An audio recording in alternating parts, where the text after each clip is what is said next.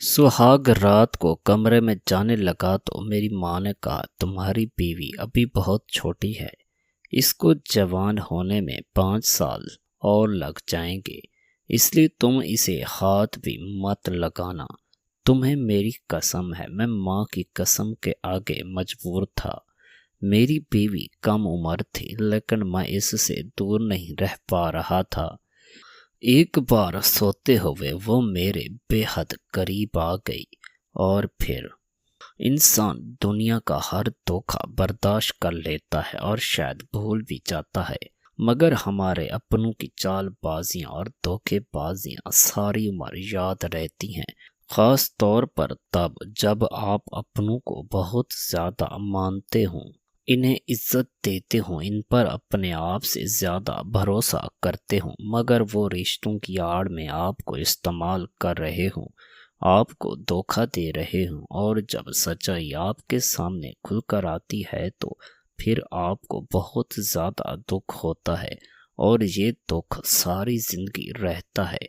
मैंने भी अपनी जिंदगी में अपनों से ऐसा ही धोखा खाया था, जो मुझे याद आने पर नए सिरे से दुखों में डाल देता है।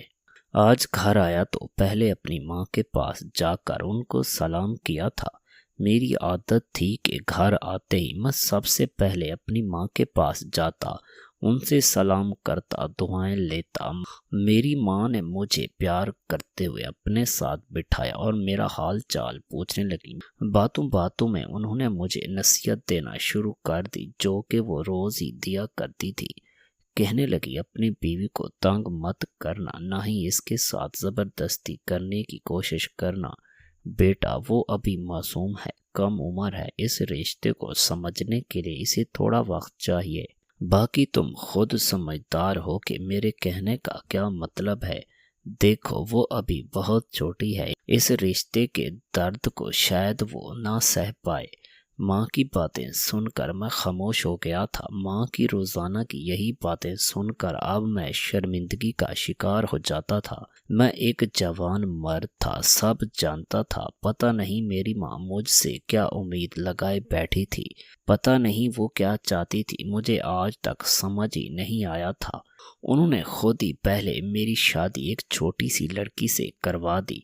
जब से शादी हुई थी, रोजाना मेरी माँ एक ही नसीहत लेकर बैठ जाती कि अपनी बीवी के करीब मत जाना, इससे रिश्ता मत बनाना, इसे थोड़ा वक्त दो, जब वो पूरी तरह जवान हो जाए तो इसे शादीशुदा रिश्ते की डोर में बांधना, लेकिन वो फिलहाल रिश्ते को निभाने के लिए अभी छोटी है। मुझे अपनी माँ की ये बातें बड़ी अजीब लगती थीं। जिस लड़की की शादी हो चुकी थी, इसके घर वालों ने रुखसती भी कर दी थी, इसे मेरी माँ इतना नादान जहर करती जैसे वो कुछ ही साल की बच्ची हो। मैं रोजाना की तरह सर नीचे करके बैठा रहा, और फिर थोड़ी देर में अपने कमरे में आया तो मेरी बीवी सर झुकाए कमरे से बाहर चली गई। मुझे झंझलाहट सी महसूस होने लगी थी। इसका मुझसे जायज रिश्ता था, मैं इसका शौहर था, इसके लिए गैर नहीं था, लेकिन वो मुझसे हमेशा कतराती रहती थी। जैसे ही मैं कमरे में आता वो कमरे से बाहर चली जाती। हाँ, मैं मानता हूँ वो कम उम्र थी, लेकिन इतनी भी नहीं कि वो मेरे साथ बैठकर दो चार बातें भी न कर पाती।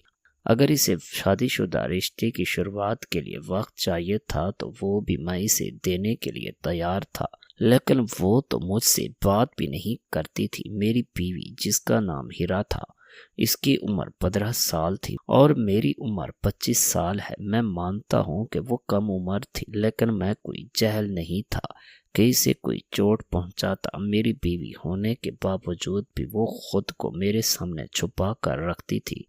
अब मुझे अपनी माँ पर भी गुस्सा आने लगा था। ये सब मेरी माँ की वजह से हुआ था। इनकी रोजाना की दोहराई जाने वाली नसीहतों ने मेरी बीवी का भी दिमाग खराब कर दिया था, और इन्हें नसीहतों के चलते और हमेशा खुद को मुझसे छुपा कर रखती थी। कभी कभी मुझे लगता था वाकई हीरा बहुत मासूम लड़की है, जो इन बातों के बारे में नहीं जानती थी। मैं भी जबरदस्ती इसे परेशान करने की कोशिश नहीं करता था। वो मुझसे घबराती भी बहुत थी। हालांकि वो मेरी बीवी थी, मेरा इस पर हक था। हम एक ही कमरे में सोते थे और अपनी बीवी को अपने इतने करीब देखकर मुझे कभी कभी रातों को नींद भी नहीं आती थी। लेकिन मैं अपनी माँ की कसम के आगे मजबूर था, मैं इसे हाथ भी नहीं लगा सकता था। मेरी माँ के कहने के मुताबिक कम से कम अपनी बीवी को 5 साल का वक्त और दूं। जब तक वो 20 साल की नहीं हो जाती तुम इससे कोई भी रिश्ता मत बनाना। लेकिन एक बात समझ नहीं आती थी, जब मैं इसके साथ रिश्ता नहीं बना सकता था तो मेरी माँ ने इसके साथ मेरी शादी क्यों की थी। कुछ साल और इंतज़ार कर लेती, इसके बाद शादी करवा देती। मुझे याद था शादी की पहली रात भी इसी तरह मेरी माँ ने मुझे कमरे में बुलाया था। जब मैं अपनी माँ के कमरे में गया तो उन्होंने मुझे अपने पास बिठाया, मुझे मुंह दिखाई का तोहफा दिखाया, कहने लगी ये अमानत है, संभाल कर रखूंगी, अभी देने का वक्त नहीं है। तुम्हारी बीवी अभी बहुत छोटी बच्ची है, इसको कुछ वक्त देना चाहिए ताकि वो दिमागी तौर पर इस रिश्ते के लिए तैयार हो जाए। तब मैंने हैरान नज़रों से अपनी माँ की तरफ देखा था। मेरी शादी मेरी माँ की मर्जी से हुई थी और आज की रात के हवाले से मैंने न जाने कितने ख्वाब अपनी आंखों में सजा रखे थे। मेरा दिल कितना बेचैन था अपनी बीवी की संगत के लिए और मेरी माँ ने मेरे सारे अरमान तोड़ दिए थे। मेरे चेहरे पर फिक्र की लकीरें देखकर मेरी माँ मुझे समझाने लगी कि फिक्र मत करो, बस कुछ ही वक्त की बात है, जब वो पूरी तरह इस रिश्ते को समझने लगेगी और बड़ी हो जाएगी तो तुम अपनी शादीशुदा रिश्ते की शुरुआत करना। जब वो जवान हो जाए तो तुम इसे अपना लेना, तब कोई दिक्कत वाली बात नहीं है। लेकिन अभी इसके साथ कोई भी रिश्ता मत बनाना, कहीं कोई ऊंच नीच हो गई तो हम दुनिया वालों को क्या मुंह दिखाएंगे। मुझे अपनी माँ की बात पर हैरत हुई थी। वो अपने जवान बेटे की शादी करके कैसी अजीब सी बातें कर रही थी। मैं एक जवान मर्द था, मेरे भी कुछ जज्बात थे, मैं कैसे खुद को कंट्रोल कर सकता था। मैंने नाराज़गी से अपनी माँ को देखा कि अगर मेरी बीवी अभी जवान नहीं हुई है और वो दिमागी और जिस्मानी तौर पर इस रिश्ते के लिए तैयार नहीं थी तो ऐसी लड़की को मेरी ज़िंदगी में शामिल ही क्यों किया था। क्या दुनिया में लड़कियां ख़त्म हो गई थीं? मुझे गुस्सा आया था। मेरी शादी की उम्र थी, मैं जवान मर्द था, कोई ना समझ बच्चा नहीं था कि अपनी बीवी के बड़े होने का इंतज़ार करता और इसे वक्त देता। मेरी बात पर मेरी माँ नज़रें चुराते हुए बोली, मेरी मजबूरी थी, शादी जल्दबाजी में करना पड़ी। लड़की बहुत ही प्यारी और मासूम है मगर यतीम है। इसके भाई जल्द से जल्द इससे जान छुड़वाना चाहते थे, इसके लिए एक शादीशुदा बूढ़े का रिश्ता देख रहे थे। मेरी सहेली की बेटी है, अब मैं इसे यूं बेसहारा नहीं छोड़ सकती थी। अगर मैं इसकी शादी तुम्हारे साथ न करती तो इसके भाई पता नहीं कहाँ इसकी किस्मत फोड़ देते।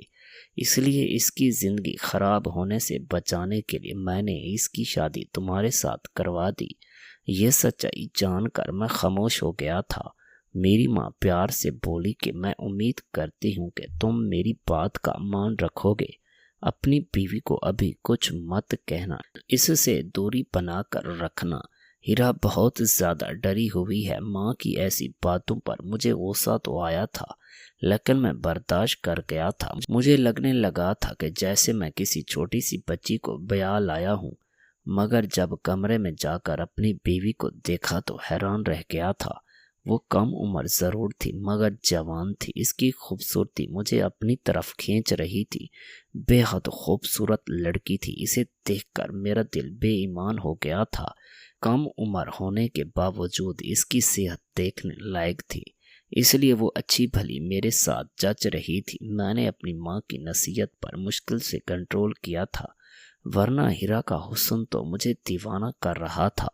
मैं इसके पास बैठ गया। ये सच था कि वो काफ़ी डरी हुई लग रही थी। मैंने कहा, परेशान मत हो, मैं तुम्हें कोई भी नुकसान नहीं पहुंचाऊंगा, तुम्हें मुझसे डरने की ज़रूरत नहीं है। माँ ने इसका हाथ थाम लिया जो एकदम ठंडा हो रहा था। हाथों में कपकपाहट भी महसूस हो रही थी। इसकी शरबती आंखों में आंसू झगमगा रहे थे। इसकी गुलाबी रंगत डर की वजह से और भी ज्यादा सफेद हो चुकी थी। माँ ने इसे तसल्ली दी। माँ ने कहा, हीरा, तुम्हें इतना घबराने की जरूरत नहीं है। मैं तुम्हारे साथ कोई भी जबरदस्ती नहीं करूँगा। मुझे हैरत भी हो रही थी कि वो मुझे देखकर इतना डर क्यों रही थी। इसकी आंखों में डर था। हालांकि मैं कोई जहल टाइप का मर्द नहीं था। अगर वो खूबसूरत थी तो खूबसूरत मैं भी था और मेरी उम्र भी ज्यादा नहीं थी। फिर भला इसे डरने की क्या वजह थी? अभी जनवरी में ही मेरी नौकरी लगी थी और मेरी माँ ने अचानक ही मेरी शादी भी कर दी थी। मैं तो इस अचानक शादी पर बौखला गया था। मेरा छोटा भाई पढ़ाई करने के लिए लाहौर में रहता था और मैं हैरान था कि मेरी माँ ने इसका भी इंतज़ार नहीं किया था। उन दिनों इसके पेपर सर पर थे जब यहाँ पर मेरी शादी की तैयारियां चल रही थी। माँ ने अपने भाई को फ़ोन करके माफ़ी भी मांगी थी तो वो बड़े ही सुकून से बोला, कोई बात नहीं भाई, मैं सब जानता हूँ, मेरी भी मजबूरी थी इसलिए मैं आ नहीं सकता। आप अपनी शादी को एंजॉय करें। पूरा महीना मेरा बहुत बिजी गुजरेगा। आप शादी करके अपनी ज़िंदगी को एंजॉय करना। मेरा इंतज़ार करने का फ़ायदा नहीं। मुझे अपने भाई का गिला न करना बहुत बुरी तरह चुभ रहा था। हम भाई एक दूसरे के बहुत करीब तो ना थे, मगर मैं अपने भाई बहनों से बहुत प्यार करता था। अपनी शादी के मौके पर अपने भाई की गैर मौजूदगी को बहुत महसूस कर रहा था, मगर मेरे भाई को तो कोई फर्क ही नहीं पड़ता था। शादी आराम से हो गई थी, मुझे भी कोई मसला नहीं हुआ था। मगर अब मेरी माँ का प्यार और मेरी बीवी का मुझसे छुपना और मेरी माँ की हर वक्त की नसीहतें करते रहना कि अपनी बीवी को हाथ मत लगाना, मुझे समझ नहीं आता था। मेरी माँ मुझे मेरी बीवी की जिम्मेदारियां पूरी करने की सलाह देती थी, मगर साथ ही मुझे ये भी कहती थी कि इसके करीब मत जाना, छोटी है, बच्ची है, न समझ है, वगैरह वगैरह। लेकिन ये भी सच्चाई थी, मेरी बीवी कोई इतनी छोटी बच्ची नहीं थी।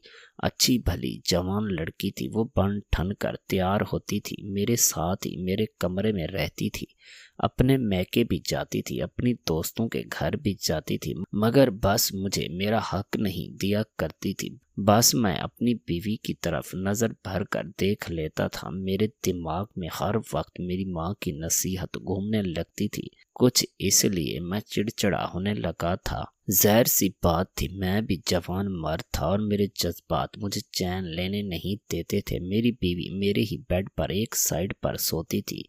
रात भर मुझे नींद नहीं आती थी। जी चाहता था सब कुछ भूल कर मैं इसको बाहों में जकड़ लूं। मैं अपनी माँ की बात को टाल भी नहीं सकता था। अगर इन्हें पता चलता तो मेरी इज्जत इनकी नज़र में क्या रह जाती। यही सोचकर मैं खुद को रोक लेता था। एक ऐसी शादी थी जिसमें अपनी बीवी से दूरी बनाकर रखना पड़ रही थी। ऑफिस में भी मेरा मन नहीं लगता था, बस जिंदगी में भी सुकून चाहता था। मैं चाहता जब मैं थका हारा घर आऊं तो मेरी बीवी मुस्कुरा कर मेरे सामने है। जब रात को थक हार कर सोने के लिए लेटूं तो इसकी बाहों में अपनी सारी थकन भूल जाऊं। मेरा जी चाहता जब वो तैयार हो तो मैं इसकी तारीफ करूं, इसके लिए गजरे लाऊं, चूड़ियां लूं, मगर यहाँ हमारे बीच ऐसा कोई रिश्ता नहीं था। अगर मैं भूल कर भी अपनी बीवी के लिए कोई तोहफा भी ले आता या कभी इसकी तारीफ कर देता तो वो ऐसे घबरा जाती जैसे मैंने कोई बहुत बड़ा जुर्म कर दिया है। इसके खूबसूरत चेहरे पर डर फैल जाता और वो फौरन मेरे पास से भाग जाती। मुझे ये सब कुछ बुरा लगता था। थक हार कर मैंने हीरा को उसके हाल पर छोड़ दिया, मगर मैं इसे चाहकर भी नजरअंदाज नहीं कर पाता था। हम एक ही कमरे में रहते थे, एक ही बेड पर सोते थे। मेरे लिए ये सब मुश्किल था। हीरा ऐसी लड़की थी जिसे देखकर अच्छे अच्छे लड़कों के ईमान डगमगा जाते। मैं तो फिर भी इसका शौहर था। वो खूबसूरत नाजुक सी लड़की थी और जब तैयार होकर खड़ी होती तो मेरी नज़रें इससे हटती ही नहीं थी। मेरी नज़रों को मेरी माँ ने भी भांप लिया था और मुझे अकेले में कहती, ये क्या हरकत है, मैं देख रही हूँ तुम हीरा की तरफ कोई ज़्यादा ही बेबाक नज़रों से घूरने लगे हो। तुम मेरी नसीहत को भूल गए हो। माँ की बात सुनकर मैं शर्मिंदा हो जाता था। मेरी माँ में मेरी जान बसती थी। मैं इनको कुछ कह भी नहीं सकता था। अगर आपने मुझे हीरा से अलग ही रखना था तो मेरी शादी क्यों कराई थी, और जब अलग ही रखना था तो इसे अलग अपने कमरे में सुला लिया करें, मेरे कमरे में मत भेजा करें। मुझे अपने आप पर काबू पाना मुश्किल हो जाता है। मेरी माँ भी अजीब हरकतें करती थी। ना मैं इसे देख सकता था, ना मैं इसे छू सकता था। जब ऑफिस से थका हारा आता तो वो किचन में लगी होती, और जब खाना खाकर मैं कमरे में चला जाता तो इसकी एक झलक देखने के लिए मैं कई घंटों इसका इंतजार करता रहता, लेकिन कमरे में नहीं आती थी। थक हार कर इसका इंतजार करते करते जब मैं सो जाता तब वो चुपचाप आकर बेड के कोने पर लेट कर सो जाती। जिंदगी यूं ही बोर सी गुजर रही थी। एक बार मुझे खुद पर कंट्रोल नहीं रहा। सोते हुए मेरा हाथ इसके सीने पर जा लगा था। मेरे जज्बातों में आग सी लग गई थी। मेरे दिल की धड़कनों ने शोर मचा था। खुद पर कंट्रोल पाना मुश्किल था। अचानक ही मैंने इसे खींचकर अपने सीने से लगा लिया था और इसे चूम लिया था। मेरी इस हरकत पर वो हड़बड़ाकर उठ बैठी थी। जो कुछ भी हुआ था वो अचानक ही हुआ था, और मेरी इतनी सी हरकत पर वो चीखने लगी थी, चिल्लाने लगी थी। शोर की आवाज़ सुनकर मेरी माँ भी कमरे में आ गई और मेरी इस हरकत पर मुझे हजार बातें सुनाने लगी। कहने लगी, तुम्हें शर्म नहीं आती? मैंने तुम्हें कितनी बार समझाया है कि वो अभी छोटी बच्ची है, इसे थोड़ा वक्त दो, लेकिन तुमसे तुम्हारी जवानी संभाली नहीं जाती। इस बार मुझे गुस्सा आ गया था। मैंने कहा, माँ, जब आपको मुझे हीरा को मिलने ही नहीं देना था तो आपने मेरी शादी ही क्यों कराई? अपनी बीवी के करीब होना एक नेचुरल ख्वाहिश होती है जो अंदर भी जागती है। मैंने कोई गलत काम नहीं किया। मेरी माँ ये बात नहीं जानती थी कि मियाँ बीवी के बीच इस तरह की दखल अंदाजी करना गलत बात होती है। ये बातें मुझे गुस्सा दिलाने लगी थी, लेकिन मैं चाहकर भी अपनी माँ को जवाब नहीं दे पाता था। लेकिन आज मेरा सब्र जवाब दे गया था। मैं गुस्से से ऊपर छत पर चला गया था। उस रात मेरी माँ मेरे कमरे में हीरा के पास सो गई थी। वो सिसक रही थी और जब इसे चुप करवाती रही मैं ऊपर छत पर चला गया था। मैं अपनी माँ की वजह से अपना हक अपनी बीवी से नहीं ले पा रहा था, और ना ही हीरा को इसका हक और प्यार इसे दे पा रहा था, और देने की कोशिश भी करता तो वो चीखने चिल्लाने लगती। पता नहीं हीरा के साथ क्या मसला था। आज तक उसने मुझसे कोई बात भी नहीं की थी। मैं इसके अंदर के डर को निकाल पाता। दिन यूं ही गुजरने लगे और दिन ब दिन मेरी बीवी हीरा और भी ज़्यादा खूबसूरत होती जा रही थी। हालांकि मेरी बहनों के साथ हीरा की अच्छी खासी दोस्ती हो चुकी थी। हंसती मुस्कुराती, शौक रंग के कपड़े पहने और वो यहाँ से वहाँ घूमती रहती।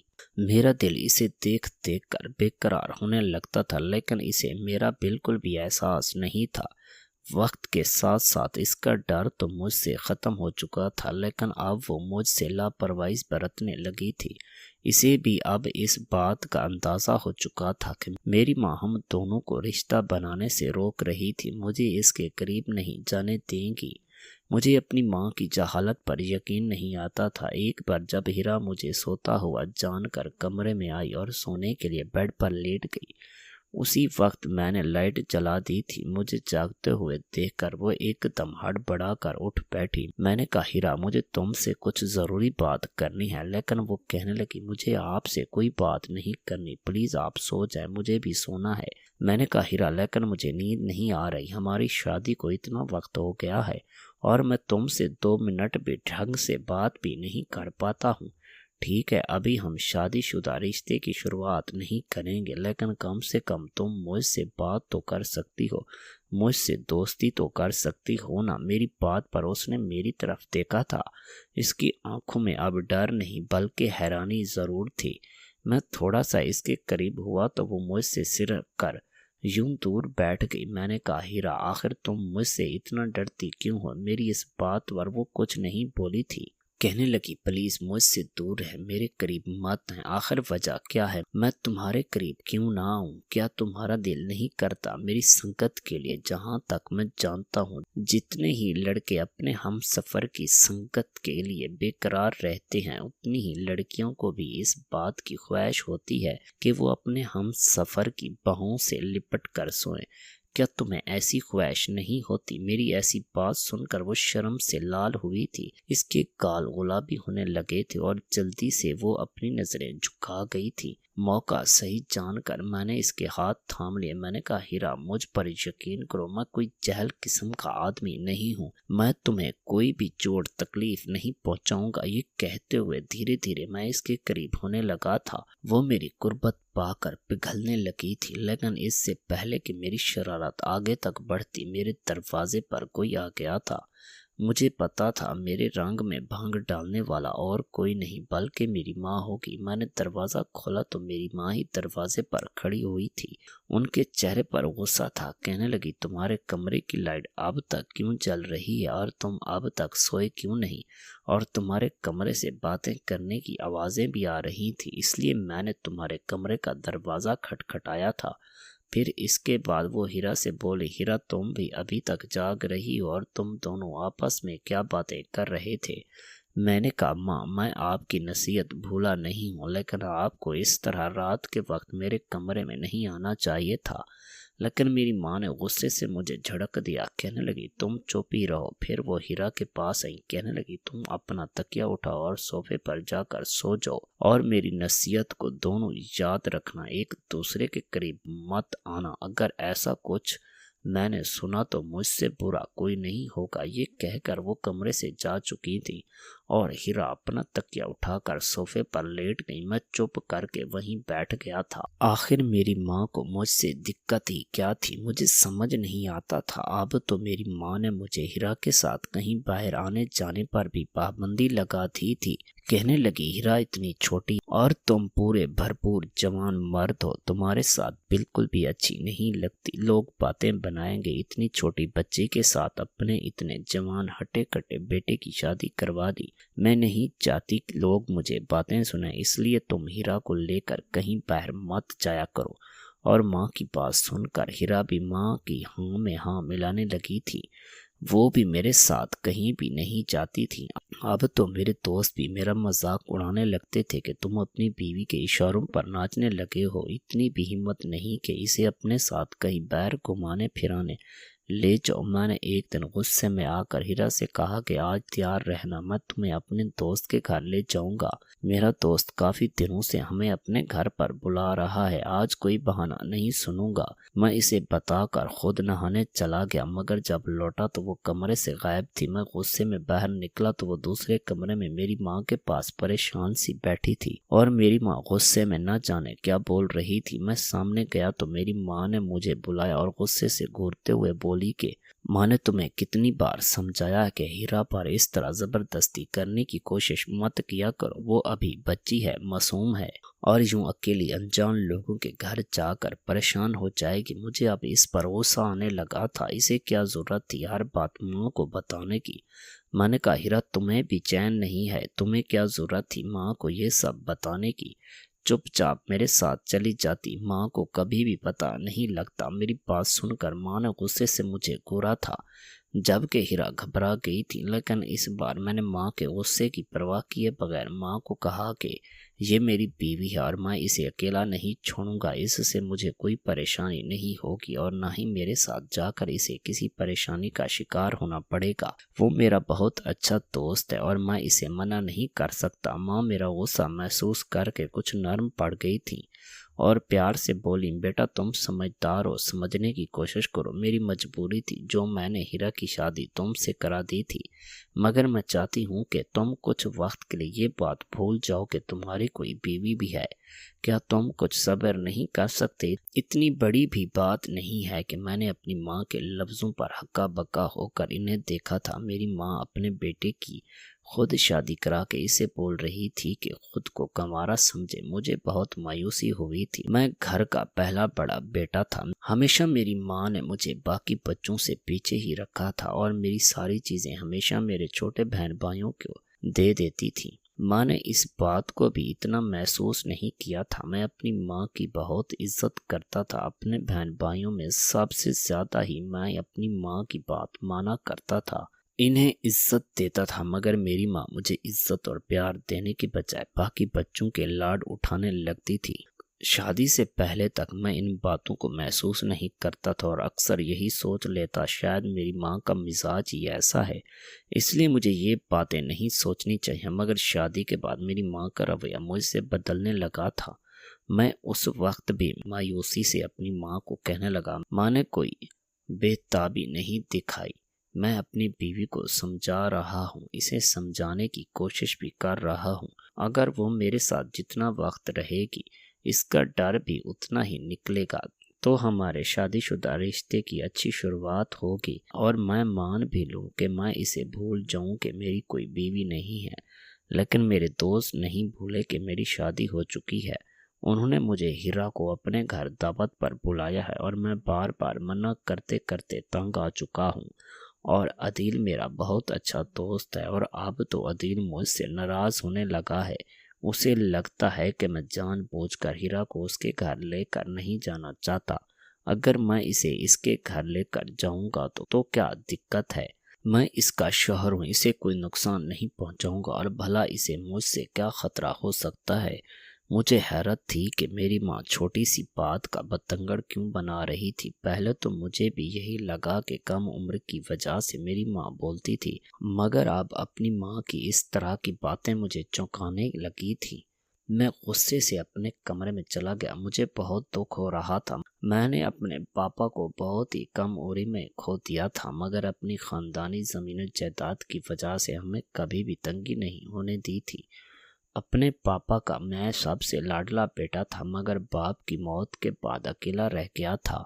जब पापा की डेथ हुई थी उस वक्त मैं सिर्फ 7 साल का था। मैंने हमेशा महसूस किया था कि मेरी माँ बाकी बहन भाइयों को ज़्यादा मोहब्बत देती है और मैं शिकवा करता तो मुझसे कहती कि तुम बड़े हो, तुम्हारे बहन भाई छोटे हैं और बाप की कमी ज़्यादा महसूस करते हैं। मैं रोते रोते खुद ही चुप हो जाता और मेरी माँ मेरे छोटे बहन भाइयों में लगी रहती थी। मगर जैसे जैसे मैं बड़ा होता गया साफ महसूस करने लगा जैसे मेरी माँ मुझे जानबूझकर नज़रअंदाज कर देती है और छोटे बहन भाइयों पर खूब ध्यान देती थी। बचपन में मेरा रंग भी ठीक था, लेकिन मेरी माँ गोरी चिट्टी थी। जैसे जैसे बड़ा होता गया मेरी सेहत और रंग रूप भी निखरता चला गया था। मैं बहुत ही हैंडसम और खूबसूरत नौजवान था। मैं बिल्कुल अपने बाप पर गया था, मगर मेरे बाकी के बहन भाई मेरी माँ की रंगत की तरह सफेद थे। हालांकि मुझे कोई देखता तो मुझे भी कोई कम खूबसूरत नहीं कह सकता था, लेकिन अपने बहन भाइयों के सामने मेरा रंग कुछ दब सा जाता था और इसकी वजह से मैं अपने खौल के अंदर बंद हो जाता चला गया था और अलग अलग रहने लगा था। मेरी किसी भी बहन भाई से नहीं बनती थी। मुझे लगने लगा मेरी माँ को भी मैं प्यारा नहीं लगता। मैंने खानेवाल में रहकर पढ़ाई की, जबकि मेरे छोटे भाई की कम उम्री में ही मेरी माँ ने लाहौर पढ़ने के लिए भेज दिया था। ये भी नाइंसाफ़ी मैंने महसूस की थी, मगर माँ ने मुझे प्यार से समझाया कि तुम बड़े हो, तुम्हारी घर को ज़रूरत है, तुम्हारी बहनें छोटी हैं, घर में मर्द का होना ज़रूरी है, वो छोटा है, इस पर कोई जिम्मेदारी नहीं है, इसलिए बाहर भेज दिया। मैं भी यही सोचकर खामोश हो गया कि मैं बड़ा हूँ और घर पर मेरी ज़रूरत है, मगर माँ का रवैया दिन ब दिन ख़राब होता चला गया। शादी के बाद तो मेरी माँ अजीब अजीब हरकतें करने लगी थी। मुझे हीरा पर भी गुस्सा आता। इसका शौहर था, मैं इसका शौहर था, इस वजह से वो हमारे घर में थी, मगर हर वक्त मेरी माँ के पहलों में लगी रहती थी। एक दावत की बात पर मेरी माँ और हीरा का ड्रामा मुझे झंझलाहट में डाल गया था। मैं गुस्से से घर से निकला और अपने दोस्त के घर चला गया। मेरा दोस्त हैरान होने लगा, भाभी को क्यों नहीं लाया तू? हमने सारी तैयारियां की थी। मैं शर्मिंदा हो रहा था। मैंने उससे कहा कि हीरा की तबीयत ठीक नहीं थी, इसलिए मैं अकेला चला आया। मेरा दोस्त मुझे हैरत से देखने लगा, मुझे बिठाकर बात करने लगा। बताओ क्या बात है? पहले तो मैंने इसे टालने की बहुत कोशिश की, लेकिन वो भी शायद मेरी आंखों में सच पड़ चुका था कि ज़रूर कुछ न कुछ मसला है। कहने लगा, कुछ न कुछ तो मैं समझ गया हूँ। कि तुम्हारी शादी नॉर्मल नहीं है, कुछ ना कुछ मसला चल रहा है, तुम खुश नज़र नहीं आते हो। मैं अपने दोस्त के सवाल पर सर झुका गया। अब इसकी बात से और ज़्यादा इनकार भी नहीं कर पाया। मैं वाकई ही अपनी शादी से खुश नहीं था। ये शादी मेरे लिए अब बोझ बन चुकी थी। अपने दोस्त के सवाल पर मेरे अंदर का गुस्सा फट पड़ा था, जो मैं इतने दिनों से अपने अंदर दबाए बैठा था। मैंने अपनी माँ और हीरा के बारे में इसे सब कुछ बता दिया। माँ की नाइंसाफ़ी मुझे माँ से दूर कर गई थी। मेरा दोस्त भी हैरान होने लगा था। बोला, तुम्हारी माँ पर हैरत है। कहने लगा, आंटी को चाहिए कि वो तुम्हारी बीवी को समझाती, उल्टा भाभी को तुमसे दूर कर रही है। मैं खामोशी से बैठा इसकी बातें सुनता रहा। मैं कभी अपनी माँ के बारे में ऐसी कोई बात नहीं सुनता था, मगर आज मुझे माँ पर गुस्सा आ रहा था। मेरा दोस्त कहने लगा, तुम्हारी हालत पर मुझे हंसी आ रही है। गुस्सा भी।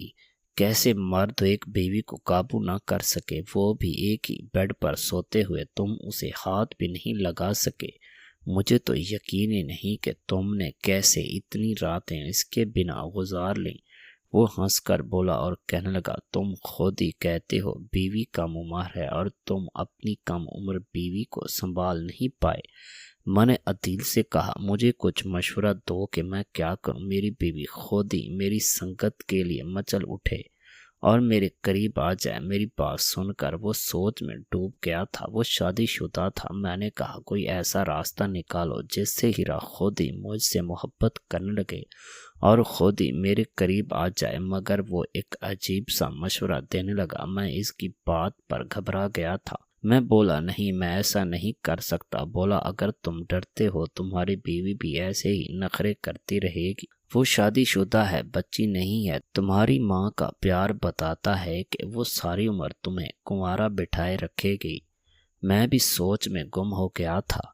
उस दिन घर पहुंचा तो हीरा कमरे में सोई हुई थी। मैं इसे देखने लगा। अब अपनी बेकरारी पर काबू नहीं पा सकता था। हमारी शादी को 4 महीने होने वाले थे। वो अपने घर के बुरे हालातों में पली बड़ी थी। कमरे की हल्की रोशनी में इसका हुस्न मुझे पागल करने लगा। मैं फौरन से कमरे से निकला, माँ के कमरे में चला गया। माँ मेरा ही इंतज़ार कर रही थी। कहने लगी, कहाँ चले गए थे, कब से फ़ोन कर रही थी। मैंने कहा, दोस्त की तरफ गया था। माँ बताने लगी, कल एतवार है, इसलिए तुम्हारी बहनें अपनी खाला के घर जाना चाहती हैं। मैं तुम्हें फ़ोन करती रही लेकिन तुम नहीं आए, तो तुम्हारे कज़न को बुलाना पड़ा, तो वही उनको लेकर गया है। मैंने दोस्त का बहाना बनाया। मेरे दोस्त का प्लान मेरे दिमाग में चल रहा था। मौका अच्छा था, घर पर बहनें भी नहीं थी। मैंने अपनी माँ से पूछा, आपने खाना खा लिया? माँ बोली, हाँ मैंने खा लिया, मुझसे इंतज़ार नहीं होता और तुम्हारी बीवी भी खाना खाकर सो चुकी है। उसे तो सोने की इतनी जल्दी थी कि मुझे दूध देना भी भूल गई। मैंने अभी तक दवा नहीं खाई है।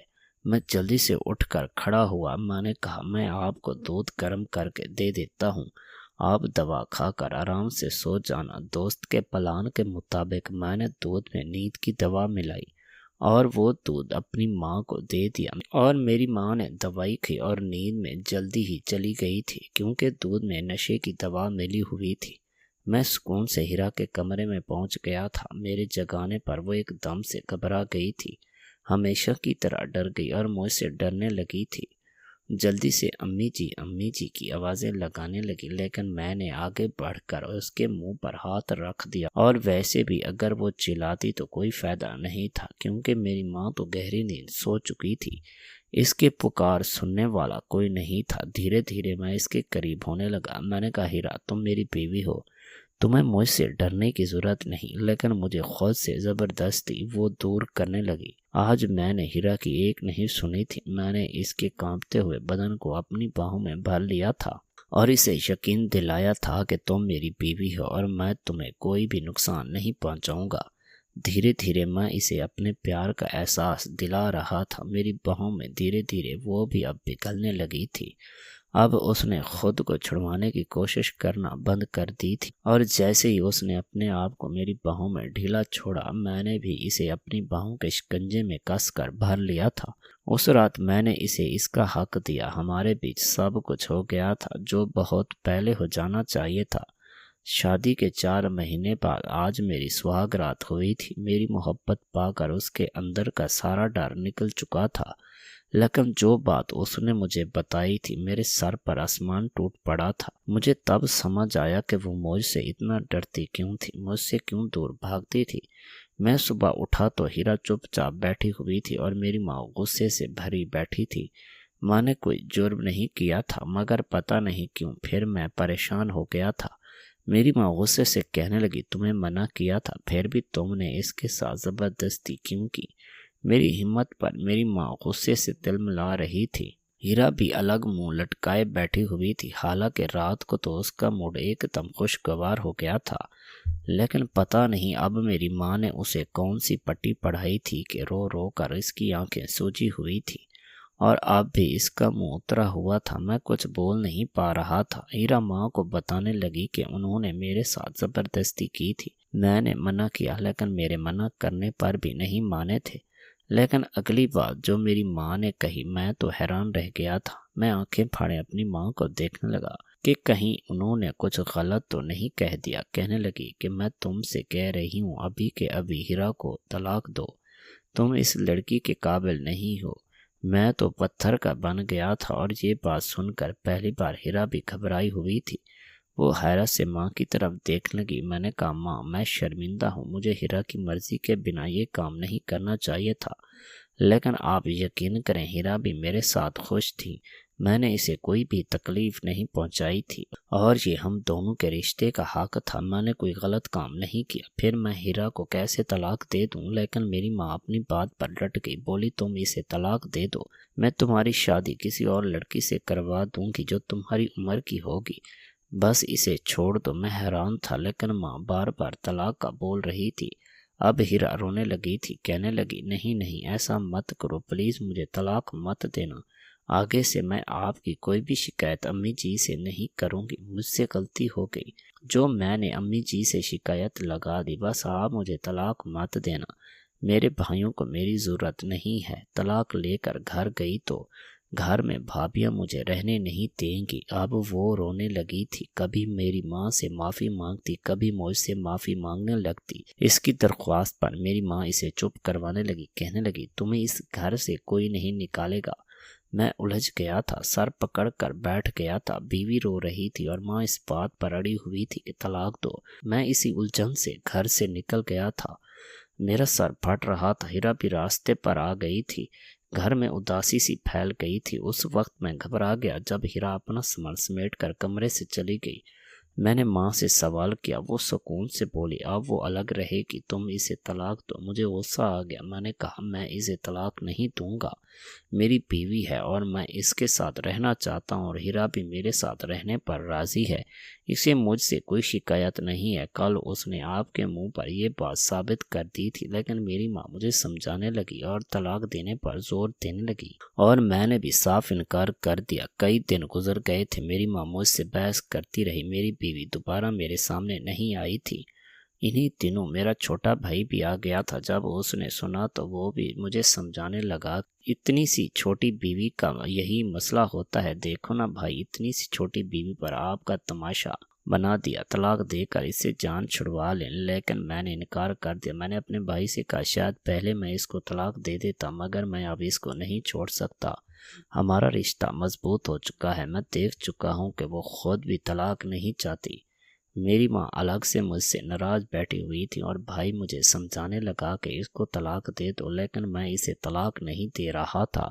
मेरे घर वालों ने इसे बंद कर रखा था, मुझे इससे मिलने भी नहीं देते थे। अब मुझे अपने घर वालों की जहालत पर अफसोस हो रहा था। कोई भी मेरा साथ नहीं दे रहा था।